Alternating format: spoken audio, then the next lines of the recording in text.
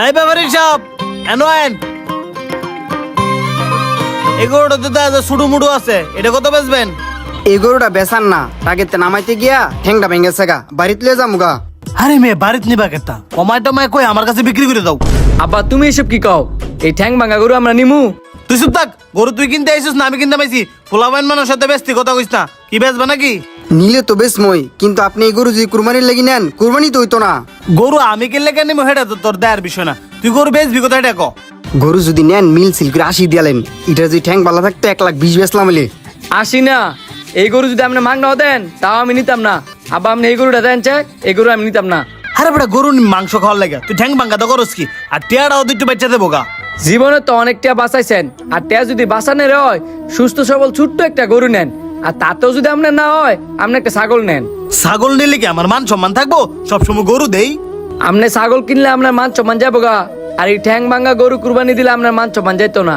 আর মানুষ কি কুরবানি দেয় মান সম্মানের লেগা না আল্লাহর সন্তুষ্টের লেগা? দেন আব্বা, সারা জীবন অনেক কিপটামি করছেন, এই কুরবানির গরু লয়ে অত্যন্ত কিপটামি করেন না। বছর শেষে একবারই কুরবানির দেয়। মানুষ চিন্তাধারা থাকে অনেক সুন্দর সুন্দর গরু, বড় বড় গরু কুরবানি দিব, আর আপনি চিন্তাধারা ছোট ছোট গরু কুরবানি দিবেন। টেয়ার না সাহেব হইরা আপনি চিন্তাধারাটা এতটাই নিচে নামছে, আপনি হাড়য়া লুলা গরু বিশ্রান মহিরা গেলে এত টিয়াতে কি করবেন? আমি কি ফার্মু আপনার লগে আপনি সব টিয়া খবর দিতাম? এই যে এত টিয়া পয়সা আমি জমাইতেছি, এর থেকে আমার লেগে জমাইতেছি না তোর ভবিষ্যতের লেগে জমাইতেছি? এমন ভবিষ্যতের টিয়া তো আমার দরকার নাই। আপনি গরু কিনলে সুস্থ সবল গরু কিনেন, আর নয়তো আপনি বাইতেন, গরু কেনার কোনো দরকার নাই। এই নামের কুরবানি না দিয়া আপনি বাড়িতে লন, আপনি সব টিয়া বাচ্চা যাবো গা। দেখেন মুরব্বী, আপনার পোলা যে সব কথাগুলো বলছে একদম সঠিক কথা বলছে। আপনি গরু নিতে চাইলেও আমি আপনার কাছে এই গরু বিক্রি করতাম না।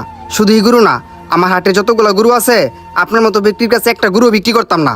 বাবা তুই ঠিকই কইছস, এই যে আমি এত টিয়া পয়সা জমাইছি, এই টিয়া যদি আমি সঠিক জায়গায় সঠিক সময় ব্যয় না করতে পারি, এই টিয়াতে আমি করবো কি?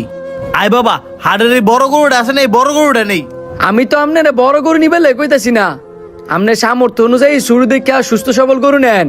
আর আমরা তো গুস্ত খাইবার লাগে গরু কিনতাম না, আমরা গরু কুরবানি দিব আল্লাহর খুশি করার লাগিয়া। বাবা তোর এনতে গরু যেটা পছন্দ হইবে আমি হেঁটে নিমু। ভিডিওটা সবাই বেশি বেশি করে শেয়ার করে দিবেন, যাতে করে অনেকেই সতর্ক হইতে পারে।